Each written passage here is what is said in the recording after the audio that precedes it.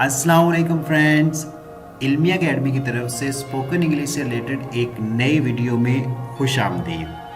Friends, आज की video में हम सीखने जा रहे हैं कि बहस करते हुए हम इंग्लिश में कैसे बात कर सकते हैं।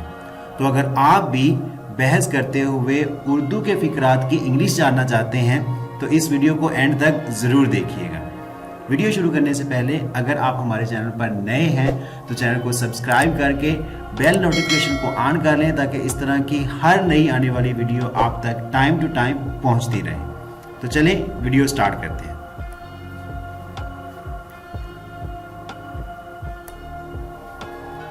ज़बान संभाल के अगर इसको आपने इंग्लिश में कहना हो तो कहेंगे watch your mouth, watch your mouth, watch your mouth. जो भी हो, whatever, whatever। तुम खुद को समझते क्या हो?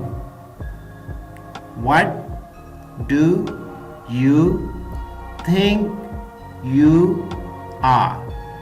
What do you think you are? What do you think you are?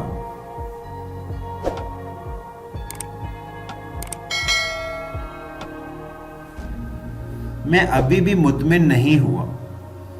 I am still not convinced. I am still not convinced. I am still not convinced. ये तो झूठ है। That's a lie. That's a lie.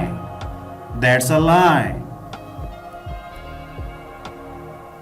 मुत्फिक ना होने पर इत्फाक करें। Agree to disagree. Agree to disagree. Agree to disagree.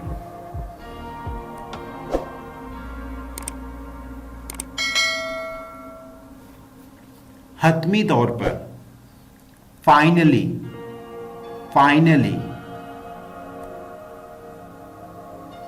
मैं आपसे मुत्फिक हूं लेकिन, अब ये लेकिन के बाद आप आगे कोई और सेंटेंस भी कह सकते हैं।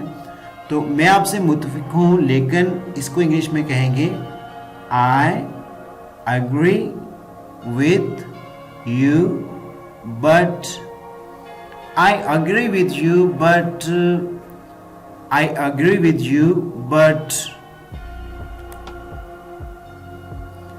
दूसरी तरफ ये बहस करते हुए अगर आप कहते हैं जी दूसरी तरफ हमें कुछ इस तरह से करना चाहिए, या दूसरी तरफ के बाद आप कुछ और सेंटेंस लगाना चाहें तो दूसरी तरफ को इंग्लिश में कहेंगे ऑन द अदर हैंड।